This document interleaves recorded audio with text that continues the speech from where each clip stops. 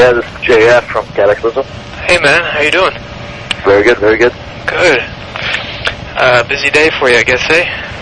Yeah, but I mean, I just woke up like 15 minutes ago. You guys were like, Get your ass out of bed, you got an interview to do.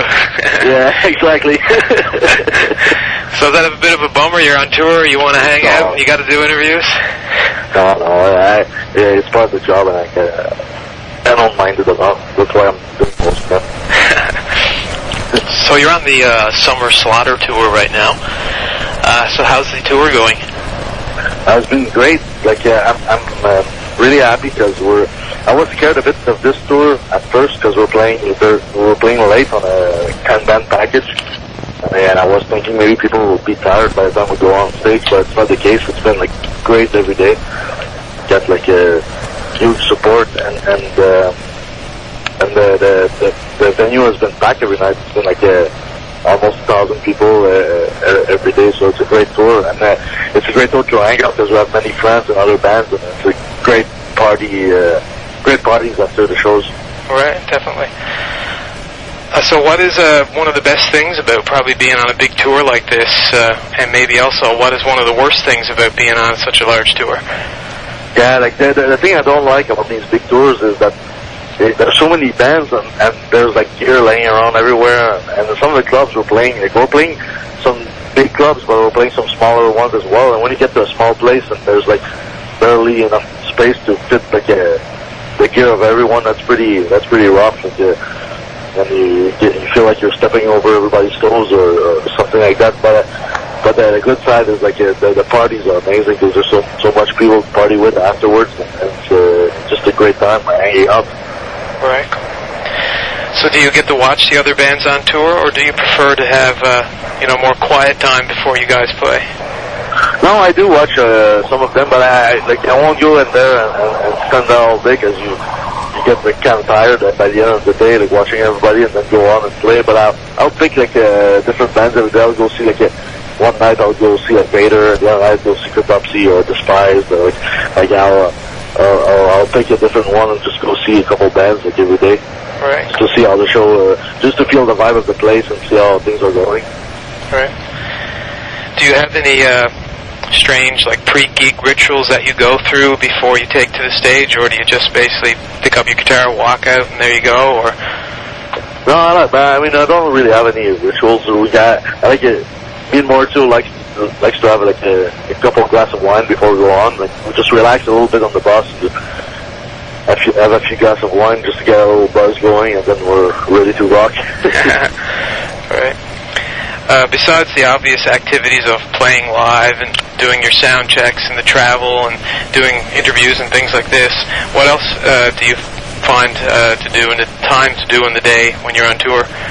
You know, it's funny because like when I'm home, like I'm really busy working at my studio and stuff like that, and when I'm on tour, that's when I get it most. I keep in touch with all my friends back home because I have time to do so. So I just keep in touch, like writing emails or like on the internet on IM, or just like, talk with my friends because I have time to do so. And because when I'm home, I am pretty much more busy than when I'm on tour.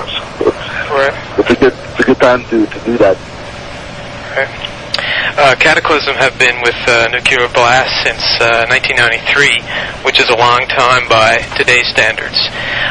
Given the state of the music industry and labels and the way things are maybe going, do you see the band continuing with the traditional label like that, or do you think eventually maybe yourself or other bands are going to more move to the model of releasing the music using new media?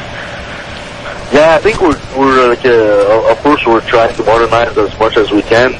But I think still today, I think it's good to have a label backing you up. I don't know, from 5 years or 10 years from now it might be different, but like nowadays, I think it's still good to have that label support backing you up, or like even to think like of like when you go out on tour and you need like you need a bit of extra money to go out and get a tour support that's really good, or even like to contact all the press, all the magazines and stuff for the media, and like putting the the album out like in people's face. I think it's still good to have a label nowadays. But of course, even then, like Nuclear Blast, they're changing their ways like to do things. They start using a lot more modern media and internet to promote the stuff much more than they used to before, and they try to keep up with time. But of course, I don't know what's gonna happen. Like in 10 years from now, like all the labels might be dinosaurs. But we'll see what happens. And I'm curious too to see how the things develop. Right. In the past, Kataklysm has been referred to as Northern Hyperblast, and I wonder if you still think that is an accurate tag, as the infatuation with playing really fast and blast beats has lessened with a little bit over time, and you have more varied stuff. Like for example, take the song "Taking the World by Storm," which is has a really nice mid-paced groove going on in it. So do you still think the Northern Hyperblast is an appropriate description, or is it just for historical reasons you keep it? Yeah, I mean, I think we're still consider ourselves an extreme band, but of course we added so much more to our music. And we were more like a one-dimension type of band before, and now we have like many more elements in there.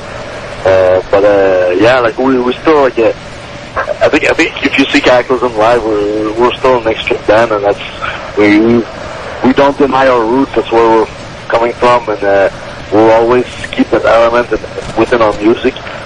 But like that, I think the Northern Hyperblast thing came out. It's a guy from a magazine that gave us that name like a long time ago, and we kept it since then. Like it was like a blast like for speed. Hyper for speed, blast for power, and the Northern, because we were from Canada. That's how we described like one of our old records, and we thought it was a cool title to keep. Right, cool. A lot of people consider Montreal to be Canada's heavy metal capital. Some people even consider it to be North America's heavy metal capital, basically. And I know that the band is all based in Montreal, except for your singer. I think he lives in Chicago now. Yeah, exactly. So, what is your take on that comment of Montreal being basically heavy metal central for Canada? I mean, I think for Canada, yeah, definitely. Like, I don't know for North America, because there are many great metal cities in the U.S. as well. But for Canada, definitely, because it's the city that's like any shows will get more people in Montreal than anywhere else. Like, even like all the local shows are big. Hold on, there's a big truck coming in.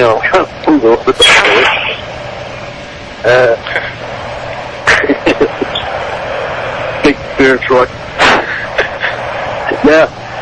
No, I think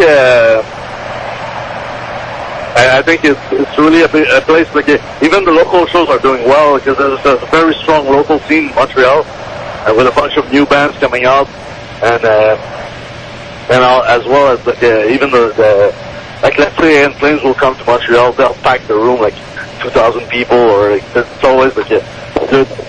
So I think metal's alive and well.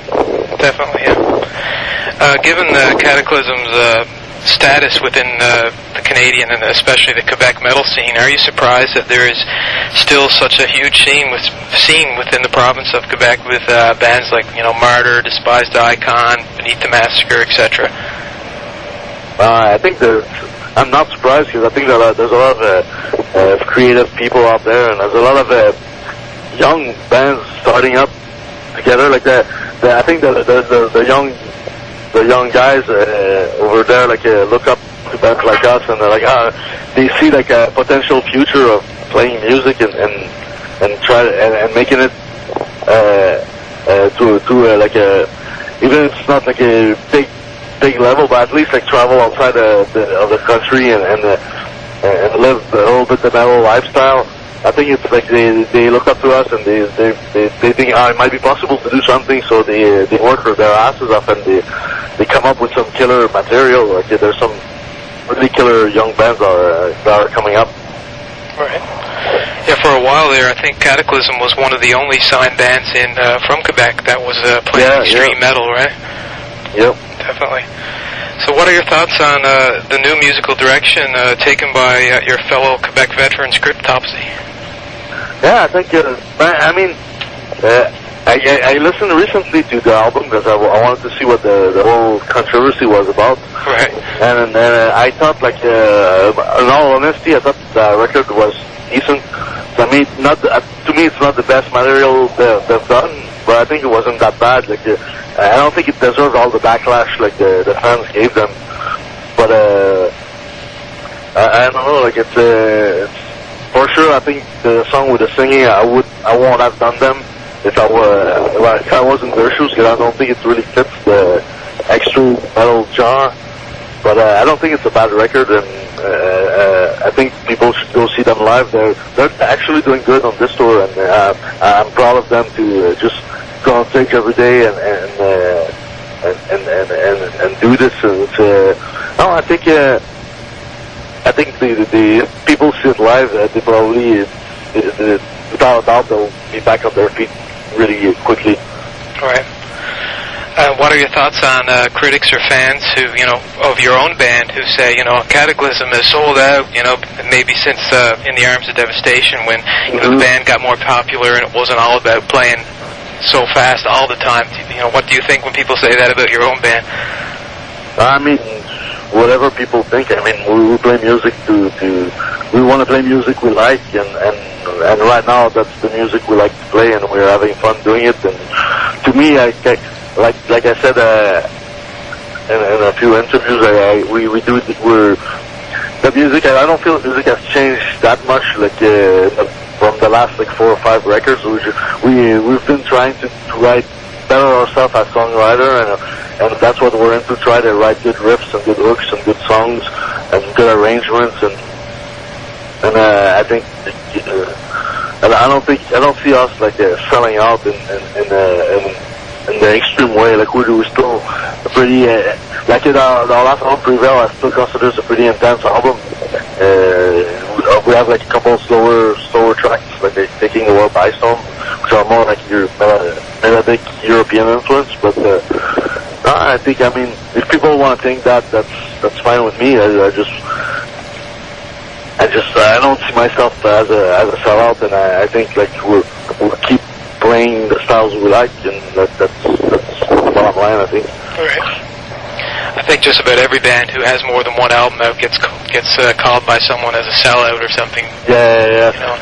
For sure, when you're 16 years old and you start playing, and like us, our goal was to be the most extreme band in the world when we started. Like we're like, yeah, let's kick some ass and stuff. But as you grow older, like you want something else for yourself, and for us, it was really about the songwriting and arrangements, and that's what keeps me interested in writing music.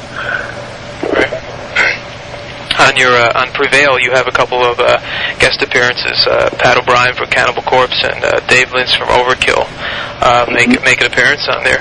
And this is something that's not new for your band. You've had Rob and Tim from Into Eternity and Morgan from Kitty and other people have been on your albums in the past. Is this something that you look for every album? You say, who are we going to get this time, or does it just kind of come about on its own? It's kind of a spontaneous thing. I did every time. Like last album, we knew we wanted to get Pat from Cannibal because we toured with them many times before, and that's something we always talked about, and we always thought that he was a great killer guitar player. So that's something we always wanted to do. But like Dave Lintz came out because of the blue. We met him at NAMM actually. Last January in Anaheim, and we ran into him. He's like, "Hey, what's up, guys?" We were telling him we're mixing our album soon, and he's like, "I'll throw a solo on there if you guys want it." It's like, why not? Let's just do it. We sent him a track by internet, and he recorded the solo at his house and shipped it back to us, and we did an amazing job. I think he really nailed the part down, and did what was needed for that track. And then we had like Jason Sukov, the producer, he listened to all those leads and he's like, I want to do one. And we're like, why not? So he did a solo on Vultures Are Watching, and did a great job as well. Right. I know you're not a huge fan of guitar solos. for yourself? Yeah, I mean, personally, yeah, like that. I like it if it fits the song, and if it doesn't, the thing is, like, I can play leads. I'm just not the type of guy that likes to show off. Like, I'm more into like doing leads that bring something to the song, or like a really cool melody line, or like, or sometimes when it fits, like Road to Devastation, I think was a great fit. Like when Tim did it, and I was like, yeah, that's something that was needed to that track. Right. So I don't guess you sit down and listen to very much, say, Yngwie Malmsteen. No, I hate that stuff. I think people can sit there and just like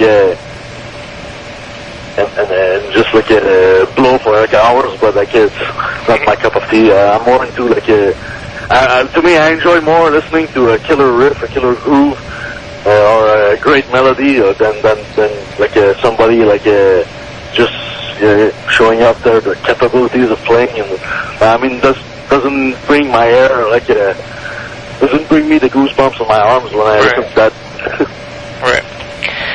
So you are also the producer for Kataklysm, and have you guys are you going to basically, do you want to be in that role forever, or do you think maybe on the next album or later you'd like to bring another guy in or something who might have a different perspective, or is everything just perfect the way it is now, basically? No, I like the way it is. Like we do, we're basically working the whole album on our own, and that's what we like. We don't have an outside guy coming in and changing the music. Like what you hear is really Kataklysm, what we want, and what I think it's our sound and stuff. And yeah, like it's great to be able to work everything ourselves from A to Z. And like I like the idea of having someone else coming in and mixing it to have like a different perspective, or change the sound a little bit. Right. But for the whole recording and tracking process, I think it would change. I think it would change maybe us a bit too much. Like we want to still try to keep our own identity, and I think we're achieving that by doing everything ourselves. Right. Do you guys still keep in contact with your your original vocalist? I believe his name is Sylvain Hood. I haven't seen him in like at least 8 years or something. I haven't really talked to him much, so I don't know what happened with him. He's not involved in the music industry anymore, I take it. No, I knew we wanted to do like another band, but I think things didn't work out. He's a very strange person, and I think he's hard to get along with. So I think he probably had a hard time finding other members and wanted to play with him. Right. Kataklysm is also known for using movie samples, for intros and stuff like that. Where do you find, who chooses them, and do you, is it just like you see a new movie and there's a quote in it that hits you, or do you go back to the classics or something, or? Yeah, no, mostly it's the way it is. Like, we're sitting in the movie theater and you're like, yeah, this is cool. Or sometimes on tour in the bus, we watch a lot of movies on the satellite, and we're like, this is cool. We write it down and we keep it in mind for the future. Right. But we're not. It's not something we just take our time and research. It's more spontaneously. It happens usually. Right. When you're writing riffs and new songs for Kataklysm, do you ever write something that is, a good riff or a good song, but because it's not quite heavy enough or something, you say, this doesn't fit us, and you put it aside, and maybe you keep it for your own recording purposes? Is there anything like that going on, maybe, or? Yeah, we don't really do it like if it's heavy or heavy and enough or not heavy enough. We mostly do it like we'll take a part out if we think it doesn't fit the song, regardless of it's heavy enough or not heavy. We'll just go like is it good or not good, or does it fit or it doesn't. If it doesn't fit, we'll take it off for sure. Like we took off there's many riffs that we thought didn't fit the album. We took off from the last one, and it doesn't mean like they're not gonna fit another song or something else in the future. I always I have a bank of riffs in my computer that I always keep in case we need them somewhere else in the future. But we don't make we don't have any rules like that. We just if it's good, it's good and fits the song, and usually we write pretty heavy stuff usually, so I'm not worried about thinking if it's going to be heavy enough or not. Right. I guess at this point in how long you've been playing, everything you write is probably heavy enough anyway, hey? You're not going to write a new Duran Duran riff on your guitar, I don't think, at this point, no. I don't think so. What are your thoughts on or memories from your recent Australian tour you did in March? Did it meet your expectations? I know it was your first time playing there. I was blown away by Australia. Like, it's a beautiful country, and I couldn't believe how many metal fans there is out there. It's like a great metal country, and even the first show we got there, it was like 750 people in Sydney, and it was like our first time playing there, and us headlining, I didn't expect that. I expected, honestly, going there and do like 200 people a night or something, and I would have been happy with that, considering we've never been there, and I didn't know what the band was worth over there, and we got much more, and it was like really, really crazy and really fun experience, and the organizers over there did like a class A job, because over there you can't really drive on a bus when you're touring Australia. You have to fly to every show, so it's kind of a pain in the ass a little bit, the traveling part of it, but they made it really smooth and really nice, and I had a great time in Australia. Can't wait to go back there. Right, cool. Are there any other regions or countries that Kataklysm has never played in or toured through that you'd like to go to maybe on this tour? I definitely would love to go to Japan. Like I've been hearing so many things of other bands about Japan, and we never had like a formal official offer to go there and play. And like every time we had something going on, it was like either not serious or like the timing was bad, and yeah, we're really looking forward to maybe do it this year. If ever someone is able to bring us over there, that would be awesome. All right.